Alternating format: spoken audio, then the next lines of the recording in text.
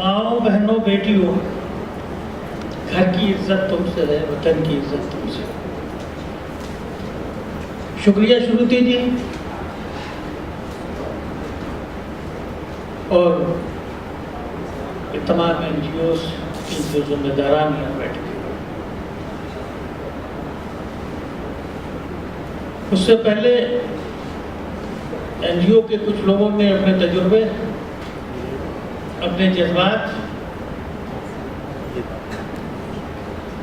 के साथ जो बात यहाँ कही है उसमें कोई शक नहीं कि इस मशीनी दौर में हम ऐसे ही हालात से गुजर रहे हैं। इस स्टेज से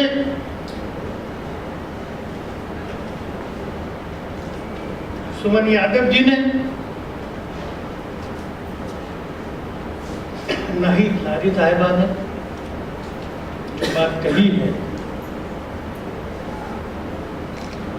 बेहद बुनियादी चीज़ें हैं, कहनी चाहिए। हम तीनों एक ही डिपार्टमेंट के हिस्से हैं और उसका एक हिस्सा उधर गुप्ता जी भी बैठे हुए हैं, deputy chief probation officer. Suman Yadav ji महिलाओं की संरक्षक हैं, लारी जी बच्चों की, और मैं जो इन सबको पालने का काम करता हूं। हमारा बोर्ड 1958 में कायम हुआ और इसका काम हर स्टेट में वृद्धा आश्रम, नारीशाला, short stay home, adoption centre, कोड़ियों के सेंटर्स, ये सब चलाता है। और यहाँ ये व्यवस्था दो तरह से है। एक तो विभाग सीधे सीधे चलाता है और जितने NGO के जरिए जो चल रहा है वो बोर्ड उसका कंट्रोल करता है।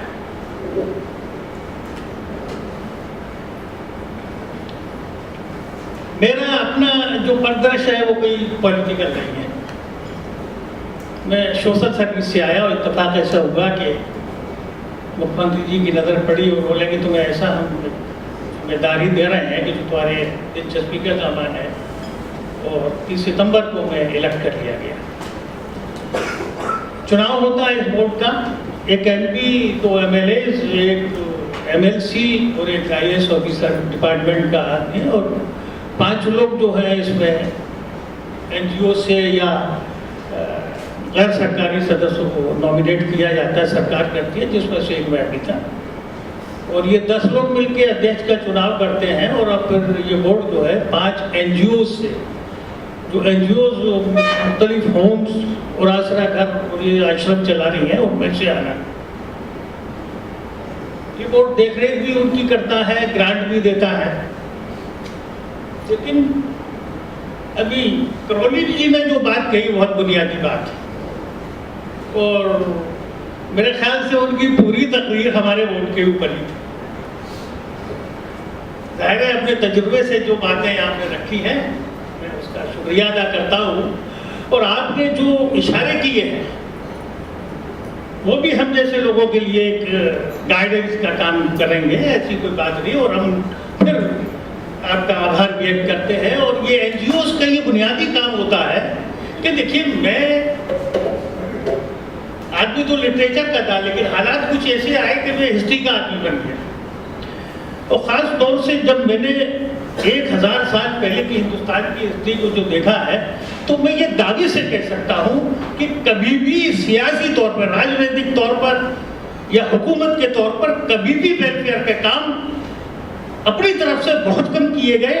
और उस जमाने में भी कोई भी सिस्टम था NGO की शक्ल का, चाहे वो पंचायतें थी या ग्रुप हुआ करते थे रिफॉर्मर्स के, उन्हीं के जरिए हुकूमतों तक बातें जाया करती थी और हुकूमत उस पर गौर करती थी और वो फैसले लिए जाते थे पब्लिक वेलफेयर के, जो आजकल NGOs काम कर रही हैं। शक्ल बदली है, लेकिन मैं NGOs और उस जमाने में भी वो पब्लिक की सोशल वर्कर जो होते उस सरकार को आगाह करते थे कि यहाँ इस काम की जरूरत है, ये काम करिए। जो आजकल NGO कर रहे हैं और बिना NGO के ये काम नहीं हो सकता। 2-3 बातें यहाँ आई है। तो होम्स के सिलसिले में, महिला उत्पीड़न के सिलसिले में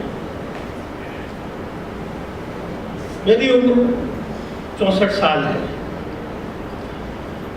40 साल का मुझको पूरा तजुर्बा है और मैं इस नतीजे पर पहुंचा हूं कि इस सिलसिले में कहीं ना कहीं हमने अपनी मान्यताएं, अपने मूल, अपनी मर्यादाओं से हट रहे हैं। जो हमारी एक परंपरा थी, हिंदुस्तानी परंपरा जिसको हम कहें, उससे हम भटक रहे हैं। और मेरी जिंदगी में दो चीजें ऐसी आई थी जो आज तक मैं सोचता हूं कि अगर हमारी ये मान्यताएं रही हैं और थोड़ा बहुत आज भी बाकी हैं तो ये वायलेंस हो कैसे जाता है? हम किसी औरत पर बुरी नजर कैसे डाल लेते हैं? एक वाकया तो ये हुआ कब तक 20 साल पहले की मैं बात बता रहा हूँ। मैं तो गांव का रहने वाला हूँ। सड़क के किनारे मेरा घर है। एक बस रुकी और एक तकरीबन 60 साल का एक आदमी उतरा। उतरने के बाद उसने फौरन ये पूछा कि भाई यहाँ कोई नल वगैरह है? मुझे प्यास बेइंतहा लग रही है और मैं पानी पीना चाहता हूँ। वो दुकानदार था, उसने कहा बाबा यहाँ बैठ जाओ, मैं लाता हूँ पानी। बोला नहीं बेटा, मैं अभी थक कर आया हूँ, मैं थोड़ा सा आराम कर रहा हूँ, उसके बाद पानी पीना चाहता हूँ। 5 मिनट के बाद उसने ये पूछा कि ये गाँव कौन सा है? उस दुकानदार ने उस गांव का नाम बताया तो बोला बेटा हम इस गांव में पानी तो नहीं पी सकते। तो उसने कहा क्यों, ये मुसलमानों को गांव में इसलिए नहीं पी रहा? बोले नहीं बेटा ये बात नहीं, बात ये कि हमारे गांव की एक लड़की इस गांव में आई, इसलिए हम इस गांव का पानी नहीं पीते। ये हमारी मान्यता है। इसके पीछे एक चीज ये देखिए, ये गौर करने की बात है। उस 60 साल के बुढ़े ने जिस औरत का जिक्र किया था वो भी 40-45 साल की थी उस वक्त, और उसने हो सकता है 10-20 साल से उस लड़की को न देखा। लेकिन जहां ये मान्यताएं हो तो क्या आप ये सोच सकते हैं कि कोई पूरी निगाह उस लड़की में पड़ेगी? हम इससे कहीं हट रहे हैं। दूसरी एक चीज, मेरी बहन गालिबन हाई स्कूल में पढ़ रही थी तो एक दिन वो अपनी प्रिंसिपल के यहाँ चली। प्रिंसिपल साहिबा ने चाय पिलाई और चाय पिलाने के बाद उनके इतने में उनके पति आ गए। वो बैठे बोले, कुछ मेरी बहन से बात करते रहे। तो एक कप चाय ज़्यादा थी, उसने मेरी बहन ने जो चाय का कप उठाकर शर्मा जी को पकड़ा दिया। खैर उन्होंने चाय पी चले गए। जब चाय पी के चले गए तो वो बर्तन उठाने आई तो उसमें 5 रुपए का सिक्का रखा रखा। तो वो बोली, आंटी, उसको भी हम आंटी कहते थे, आंटी बोली कि क्या तुमने अंकल को चाय दी थी? कि हाँ मैंने एक कप उठा के दे दिया था। तो बोली ये 5 रुपये तुम रखो, ये तुम्हारे उसमें डाल गए। उसका ये था कि उस लड़की ने जो चाय दी है अपने यहाँ से, चाय भी उन्हीं की थी, कि उस लड़की ने जो चाय दी थी वो उसके हाथ लग गया तो उसने कहा उस लड़की ने चाय दी है तो इसके बदले में हम कुछ कर सकते हैं। ये हमारी परंपरा थी जहां हम बहुत पीछे रह गए। और ये भी मेरा तजुर्बा है, ये बता रहा हूं कि वायलेंस या उत्पीड़न गरीब के लोगों के जरिए पहले होता है। जितने वाकयात आ रहे हैं, जितने मामला आ रहे हैं, उसमें देखिए इन्वेस्टिगेशन में जाइए, तहकीक में जाइए, 100 में 70, 60 से 70 मामले करीबी लोगों के जरिए होते हैं। आज इस मशीनी दौर में हम सब भूल गए। हमारे गांव की एक लड़की अगर शादी के बाद रुखसत होती थी, उनके यहाँ उनका खाना पीना हो या ना हो, आना जाना हो या ना हो, लेकिन लड़की की रुखसत के वक्त गांव की 50% औरतें उसको रुखसत करने जाते थे। इसको छोड़ना कोई हम समझते हैं तरक्की की निशानी नहीं है। ये इसको हम तरक्की नहीं कहते। हमारे यहाँ मुसलमानों में भी आज से 20-25 साल पहले ये हाल था कि अगर घर में पहली लड़की हो जाती थी तो बहुत जश्न मनाया जाता था, बहुत खुशी होती थी कि हमारे घर में पहली लड़की थी। ये मान्यताएं और परंपराएं थी।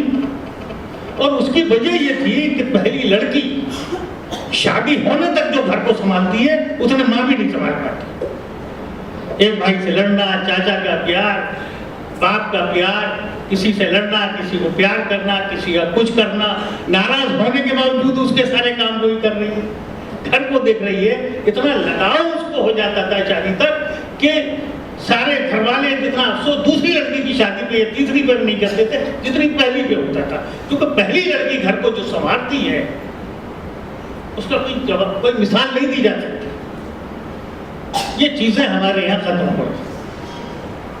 लड़की को हम बोझ समझ रहे हैं और बाकायदा मैं तो हैरान होता हूँ, मैं ऐसी शादियों में नहीं जाता कि जिनके बारे में मुझे मालूम हो जाए कि बाकायदा लेनदेन हुआ है। हमारे पास भी आते हैं कुछ लोग कि सब बेटी की शादी कर रहे हैं, वो इतने की बात हो रही है, हम हैरान होते हैं कि भाई लड़की ही हमारे घर से जा रही है, उसकी खिदमत करने जा रही है, उसके घर को देखेगी, उसके बच्चों को देखेगी, उसके बाद भी सौदा हो रहा है। और ये करता कौन है? माफ कीजिएगा, यहाँ खवातीन भी बैठी हुई हैं, ये करता कौन है? इनमें औरतों का सबसे बड़ा हाथ होता है, सबसे बड़ा हाथ होता है। वो सास या नंद जो भी औरत है उन्हें भी उन्हीं हालात से गुजरना होता है। बहू को बेटी क्यों नहीं बनाया? एक बेटी घर से जा रही है, दूसरी आ रही है, तो वो भी वहां होनी चाहिए। दूसरी बात यह है कि अभी ये बात हुई दूसरे घर की, पैदा हुई दूसरे घर की। अरे अजीब बात है, आपके घर पैदा हुई, आपके खानदान से अलग कैसे हो जाएगी? उस लड़की की औलादें दूसरे खानदान में होंगी, लड़की तो खानदान से मरने तक नहीं जुदा हो सकती। ये चीजें हमें बदलनी हो। जहां तक होम्स का सवाल है, करोल जी से मैं अर्ज कर रहा हूँ, आपने निशानदेही की और मैं चाहूंगा कि आप लोग भी जो हमारे होम्स चल रहे हैं पूरे उत्तर प्रदेश में, जहाँ जहाँ आपका लिंक हो एनजीओ से, उसको देखिए और हमें रिपोर्ट दीजिए। हमने फैसला किया है, पिछली मीटिंग में पहली एक ही बैठक हमने अपने चुनाव के बाद की है, उसमें होम्स के लिए जितने हमारे स्कूल्स चल रहे हैं उसमें हमने 2 ग्रुप में, जूनियर ग्रुप और प्राइमरी ग्रुप में ये तय किया है कि हमको डिस्ट्रिक्ट और स्टेट लेवल पर हम उनकी प्रतिभा खोज के लिए प्रोग्राम चलाएंगे। स्टेट लेवल पे हम टूर्नामेंट भी शुरू करने के हमने रेजोल्यूशन पास किया है, सेशन को भेजा गया है।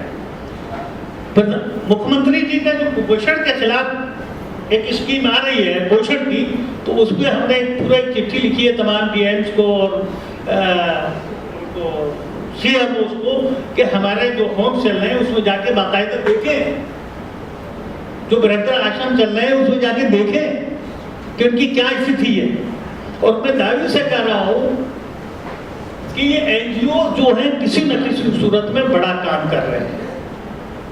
वो बैठे हुए हैं, गुप्ता जी बैठे हैं, बुरा ना मान जाए। मैंने देखा जितनी एनजीओ चला रही है और शासन से सीधे जो चल रहे हैं उनमें बड़ा फर्क है। एनजीओ बहुत अच्छा काम कर रहे हैं, बहुत अच्छे इदारे चला रही है, बहुत अच्छे होम चल रहे हैं उसके, क्योंकि उनके सामने भी कठिनाई है, बहुत सी बातें आती हैं जो डायरेक्ट फैसला नहीं ले सकते, लेकिन एनजीओ फैसला ले लेते। अभी हम जब से आए हैं हमने 20 और क्या नाम है होम्स को लाइसेंस दिया है। ये 2 तरह से काम करता है, एक तो लाइसेंस ज्यादा हो, ये भी बता दूं कि बिना लाइसेंस के कोई न वृद्धा आश्रम चल सकता है, न बच्चों का आश्रम चल सकता है, न लड़कियों का चल सकता है। बहुत कम जानते हैं, बोर्ड एक काम ये भी करता है कि जो संस्थाएं लड़कियों की शादी कराती हैं, अगर उसमें कोई आने के बाद अड़चन आती है, कोई डिफिकल्टी पैदा होती है, तो बोर्ड बाकायदा उसकी सुनवाई भी करता है। और बोर्ड के जरिए जो शादी होती है वो ऐसे नहीं होती है। हम डॉक्टर से सर्टिफिकेट लेते हैं, पुलिस की रिपोर्ट लेते हैं और उसके बाद 2 मजिस्ट्रेट ऑफिसर्स क्या एक सर्टिफिकेट लेते हैं लड़के के सिलसिले में, और उसका इनकम सर्टिफिकेट भी हम हासिल करते हैं। उसके बाद बहुत छान पटक के बाद परमिशन शादी की दी जाती है। और अभी तक मेरे संज्ञान में ये आया है, मैंने पूछा है कि कितनी कंप्लेंट्स आई हैं, तो मामूली 1-2 कंप्लेंट्स हमारे पास आती है। और ये जो वहाँ एक बात ही करोली जी ने एक बार इशारा ये किया है कि इसमें ये बात बिल्कुल सही है कि उनको वो संस्कार, उनको वो चीजें नहीं मिलती जो घर में होती। इसके लिए मेरी गुजारिश ये है, और हम क्या कर सकते हैं वो भी सुझाव दें कि आप लोग एक प्रोग्राम ऐसे चलाएं जगहों पर जाकर कि उनको ये महसूस हो कि इस 4 दीवारी से बाहर भी कोई हमें पूछने वाला। ये चीज़ वहाँ होनी चाहिए। और इस सिलसिले में बोर्ड क्या कर सकता है वो सुझाव दीजिए, बोर्ड करने के लिए तैयार है। इसलिए कि जब मिलेंगे, बाहर के लोग उन्हें मिलेंगे, उनके मसले पूछेंगे, उनको संस्कार देने वाली बातें उनके सामने होंगी तो वो शायद बदलेंगे। क्योंकि जो किसी आश्रम में जो लड़की आती है वो परेशान होती है। अभी वृंदावन में 1 महीने पहले ये हुआ, ये सर्दियों का ज़माना था, 3 लड़कियां गायब हो गई। मुझे अखबार के जरिए इतला मिली कि 3 लड़कियां वृंदावन से गायब हो गई हैं। मैंने फौरन डीएम से पथरा के डीएम से बात की। मैंने कहा डीएम साहब मुझे पूरी रिपोर्ट चाहिए और 1 हफ्ते के अंदर मुझे लड़कियां चाहिए, कहाँ हैं? बहरहाल किस हुआ 10वें दिन मुझे ये मालूम हुआ, वहाँ के प्रोबेशन ऑफिसर का फ़ोन आया कि सर वो लड़कियां हमने बरामद कर ली हैं। अब कैसा हुआ कैसा नहीं हुआ, लेकिन मैंने इतना प्रेशर बिल्डअप कर दिया था उन पर कि मुझे लड़कियां चाहिए, वरना आपके खिलाफ कार्रवाई करने के लिए भी शासन को लिखूंगा। और ये पिछले दिनों नाव से भी ऐसा हुआ, क्योंकि आश्रम का माहौल एक बड़ा टाइट माहौल होता है।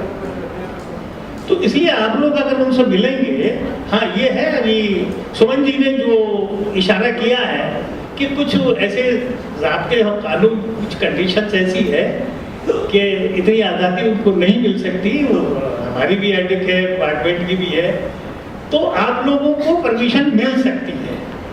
इसके लिए बोर्ड भी और बैठे हुए वो लोग भी कर सकते हैं कि आप लोग उनसे मिलें और उनको घर जो सा माहौल देने की कोशिश करें, थोड़ा सा उनका टेंशन डाइवर्ट हो कि हमारा भी कोई पूछने वाला है। कोशिश की कि ला में किसी देखना, मैंने अपने दफ्तर से टेलीफोन कराया कि अध्यक्ष वहाँ आए हुए, तब उन्होंने परमिशन दी साहब आ जाइए। तो कुछ ऐसी चीजें होती हैं, लेकिन मौजूदा सरकार ने जो प्लान मंत्री ने और नाइक जी ने बड़ी तफसील से वो बातें रखी हैं, मौजूदा सरकार चाहती है कि करें, लेकिन जब तक आपका सहयोग नहीं मिलेगा, जनता का सहयोग नहीं मिलेगा, कोई काम नहीं हो सकता। ये खुली हुई बात है, हर जगह शॉर्ट होती है। हमारा ये जो 24 हमारे पास लोग होने चाहिए थे, उसमें खुद 4 से हम काम कर रहे हैं, पूरा प्रदेश देख रहे हैं। करीब 700 इंस्टीट्यूशन हमसे एफिलिएटेड है, देख रहे हैं, लेकिन काम चला रहे हैं, हर जगह शॉर्टेज है। तो इसमें आपकी मदद की हमें ज़रूरत है। और मैं फिर ये वायदा करता हूँ इस अंश के साथ कि दिन 24 घंटों में किसी वक्त भी अगर आप मेरे टेलीफोन पर बात करना चाहेंगे तो मैं हाजिर रहूँगा। और सिर्फ इस उसके बाद कि बजाज के शेयर के साथ तेरे माथे पे ये आंचल बहुत ही खूब है, लेकिन तू इस आंचल से एक परचम बना लेती तो अच्छा था।